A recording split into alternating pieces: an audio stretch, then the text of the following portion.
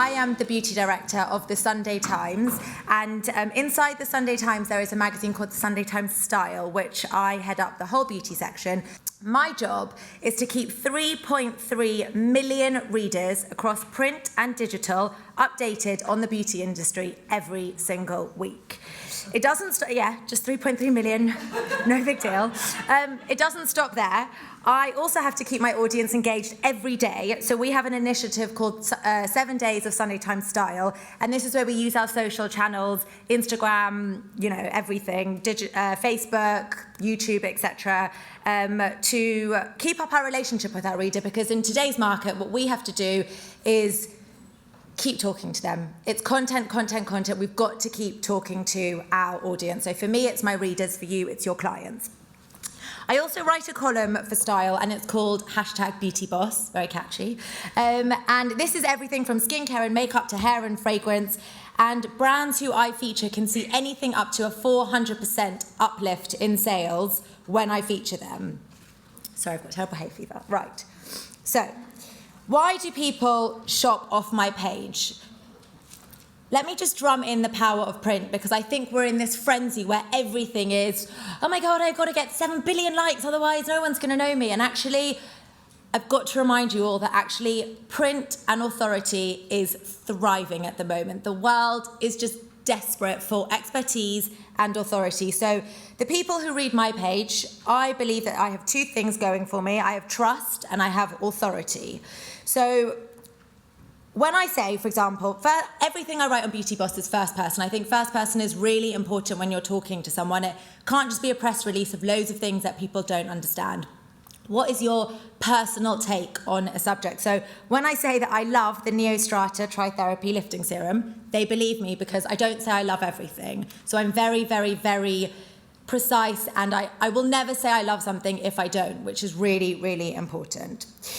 It's worth mentioning a feature that I read last year. I think it was in Cosmopolitan, and it was called, "Is the Internet Ruining My Skin?" The answer for so many people is yes. There are far too many unknowledgeable people out there giving advice and ruining people's skin. But the good news for everybody in this room is that the backlash against that has started.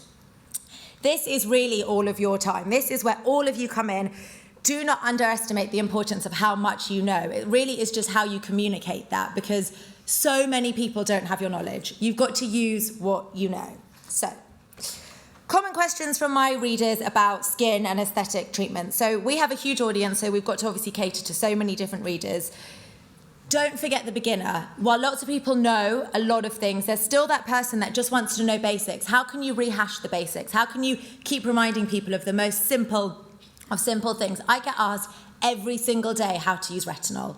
People still don't, well, I'm not surprised by that, because I'm confused how to use retinol, actually. So if I'm confused, imagine how the women sitting at home reading my page is confused. I once wrote about the only 5 products I need, and I got about 700 women saying, but what about vitamin C, and what about AHAs? What are AHAs? No one really knows what they're talking about at the moment, because there's too much out there, and by somebody, I mean all of you. It's your job to be very direct with your approach. Let me just quickly say, just ask me questions as I go. It doesn't have to be like me talking for ages. If there's anything you want to know as I go, please just put your hands up.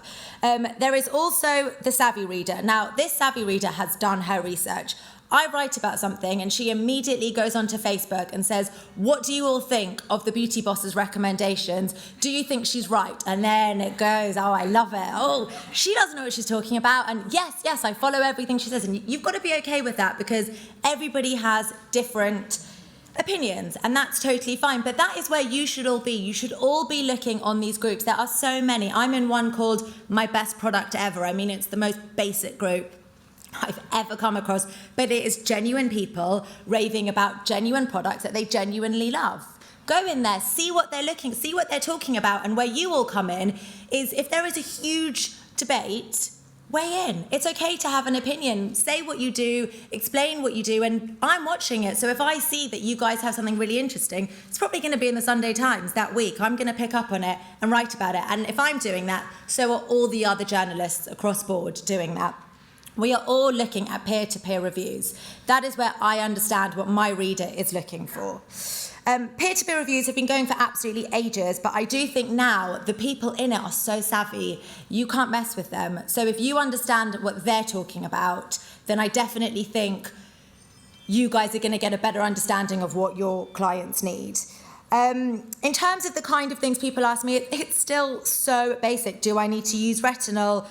Do I need to stop using retinol before I go on summer holiday? Rosacea for 40 plus is a massive topic that everybody seems to want to be talking to me about. Melasma, I've had about 10 journalists in the last 24 hours asking if they could write a piece on melasma. They all want to know how to deal with it. Sensitivity, texture improvement, and the main one of it all, does this product really work? There is so much noise out there. You can get a 12-year-old saying that she has solved her wrinkles by using this product and everybody will believe it once, but they don't go back. That's where all of you, again, that's where you come in. You are there to say, actually, she's 12. So whatever she's saying, it's probably best you don't listen to her and you listen to me because she's 12. She probably never had wrinkles in the first place. That's why her wrinkles are not there anymore. Okay, so let's move on to how all of you clinic owners, aesthetic practitioners, doctors, how you can engage with your clients so that you have long-standing customers. So I'm not going to lie, this is probably the most tricky situation everyone's in because loyalty is dead. You know, I can have the most loyal reader, I can say one thing and she moves on to the next. It is really hard. But here are just a few ideas that I genuinely believe are really working. How can we keep the conversation going between you and the client? So firstly, newsletters. It sounds like the most old-fashioned thing. If you can jump into somebody's inbox every single week with your opinion on an issue that you've seen on say, I read this, be very authentic on how you don't say, award-winning doctor says, blah, blah. Say, I read, speak to your clients in the most first-person authentic way.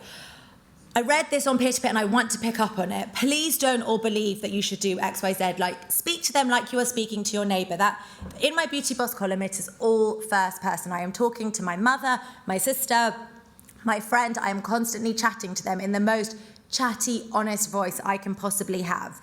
I know a founder of a company that refuses to shorten her newsletter. It is so long, and I ask her why, and she says because she believes that her customers are craving knowledge at the moment. They are just craving expertise. They are craving authority. They don't want to just Google something and see a YouTube video from the 12-year-old. They want to hear from all of you. So that is where newsletters, I think, are brilliant. Also, have an opinion, talk to your clients regularly about what's going on. Each person that comes into your room, don't just say, what do you want? Talk to them about what's going on, about what products they're using, ask them, but try and be as all-rounded as possible so that when they leave, they feel very cared for and it's very personalised. It's not just, where do you want your Botox? And that's it, and they're out. Because that doesn't give them a huge amount to stay loyal to. Could you follow up?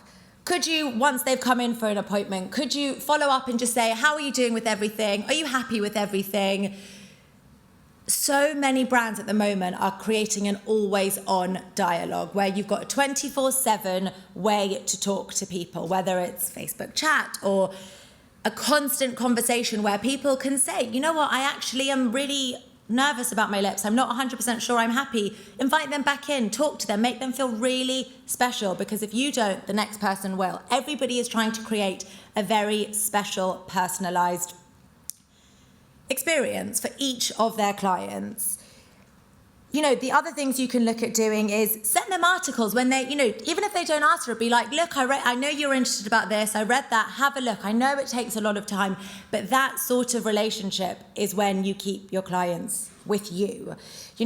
Also, I forget how expensive treatments are. Like, without wanting to do like a McDonald's meal deal, how can you look at packaging things up so that people are inclined to come to you? We forget how much money people are parting with when they're in your clinic. What can you do to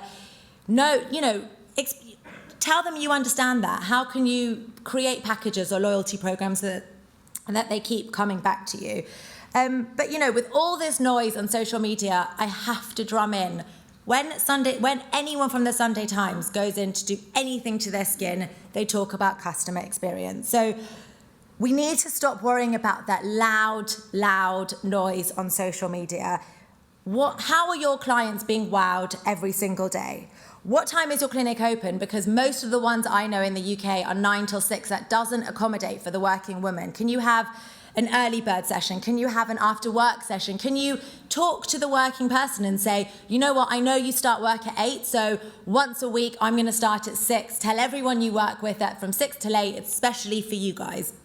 Make it so that they know, I don't know who all of your clients are, but everyone we go to, we can't ever go because it's 9 to 6. And actually that feels quite old-fashioned to only offer 9 to 6.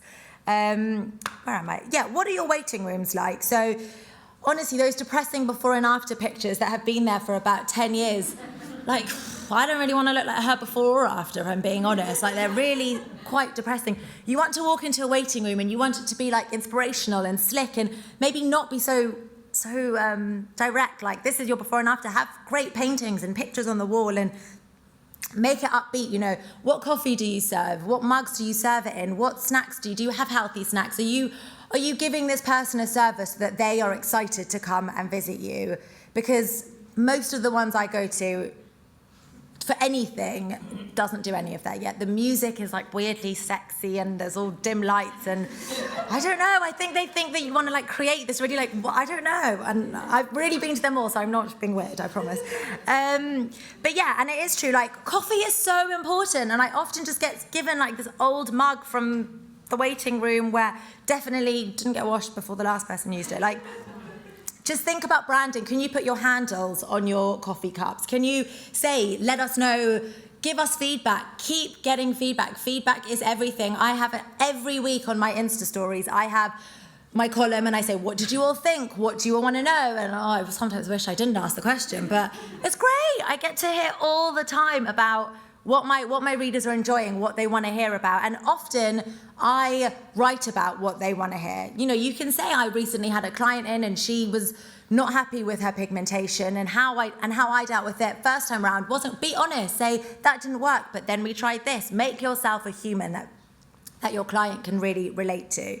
Another thing is multitasking. I appreciate it's not that you don't really want to have your nails done while you're having Botox. I get that, but or a facial or a peel, but it is worth telling you guys about a hair salon that's just opened, and they've called themselves a one-stop shop, and under one roof there is the best brow lady, there is the best nail salon, there is LED therapy where you can have the lights obviously in front of you, there's all these different facialists that can rent out rooms, and they are catering for the woman who has got absolutely no time to go from there to there to there. Everything is under one roof. So what else can your clients do when they come and see you? It's just worth thinking about. Okay, let's discuss the beast in the room, Instagram, because I think everybody in some way is thinking, should I be on it? I am on it. I don't really know what I'm doing on it. I love it. I hate it. I got a like. I didn't get a like. It's really confusing. So, of course, Instagram is brilliant at making sure that Lisa in Timbuktu knows you exist. That's great. But the truth is, Instagram is not going to serve you if you don't serve Instagram, the algorithm and the app. So if any of you did Meghan Markle's Botox, I'd really talk about it now. I'd really shout about it. You will go viral because that is all everybody wants to talk about this weekend is Meghan Markle. But if it's not the celebrity route that you're going down, you need to ask yourself why you're doing Instagram. So you can make a conscious effort to make Instagram work, but then what is your USP? Like, what are you putting on there? Are you posting every single day? Do you have a strategy, or are you actually not doing it 100%, and then in that case your Instagram looks a bit substandard, and then actually when I go on it I don't really want to come visit you because there's one weird before and after picture. So you need to have a feed that people look at and are inclined to go, I want to book. If you don't have that, just get off Instagram. It's not for everyone. So what did I say? No, because we all got Instagram. Oh, sorry. Oh, phew, I thought I was doing something weird on there. I just think it's all about strategies. Like you need to know what you're posting every day. So a really good point is, if people have pigmentation or if their lips are chapped and they come to your grid, is the answer there? Are people's issues there? What are you posting? Why are you posting? Every time you post, who are you talking to? Why are you posting it? And what is it going to get you? Because if it's just doing it because everyone's told you to do it, well, I just stop and really think about it, because there are I wouldn't waste my time. I would be picking up on really brilliant news subjects that are happening everywhere and contacting press and make a name for yourself as an expert in X or Y, like target people. But I just think Instagram is often used really badly, if I'm being totally honest, just not in the best way possible. You know, when I was leaving Sunday Times Style Now, no one can talk about anything besides Meghan and Harry. But I managed to go around and ask the office, and they all said they have never gone to visit an expert based on Instagram. They have all gone based on peer-to-peer reviews. It's what their sister said, it's what their friend said, it's what the beauty boss said. That's it. You know, I don't want to watch a boob job on Snapchat, ever. I'm so sorry, but that can put me off breakfast, lunch, and dinner. I get it. Some people are very good at it, whatever that means. But I don't think everyone needs to be doing that. I think there's much smarter ways for longevity, because you do one thing and it puts people off, and actually that just ruins your brand. And I think it's really important to talk about how you work with influencers. So, okay, influencers mean you get 7 billion views on YouTube. Great. She's still 12. So you have to be really careful how you work with these influencers, because it's a false economy. If they don't understand what you do, they can devalue your integrity and your brand like this. If they suggest something that you told them to do in the wrong way and everybody goes and does it and everybody is then lopsided, then I mean, that's your brand over, basically. So you have to pick and choose who you want to work with, and you have to be so careful about it. Don't get overexcited about the word influencer. They are not necessarily influencing in the right way. I would argue that the Sunday Times is still, in my eyes, the biggest influencer, because there's a 3.3 million person readership there that is at an age to be able to consume information and make a decision based on knowledge. You're not just on YouTube just clicking through and willy-nilly signing up to all these really, really scary things. There's also a really, really strong reason why the power of the micro-influencer is on the rise. So the big brands are actually now trying to work with a much more niche audience. They are smaller, they have way more expertise, and they're more trustworthy. So, you know, you go to all these big brands and actually the billions aren't exciting them anymore. It's the ones that have a much more smaller niche audience that are interested in skincare. And there are quite a few out there who just concentrate on skincare, and they're the people you need to be talking to. For me, I wouldn't worry about likes. I would worry about how your customers feel when they walk out the door. I would worry about if they're going to go and tell all their friends that it's the best thing they've ever done. I would worry about BBC News or your equivalent to whichever country you live in, bringing you onto a news channel to say your opinion on why XYZ is wrong or right. Those are your channels where your name gets the authority that you deserve. I don't think we should be worrying about social media the way that we do.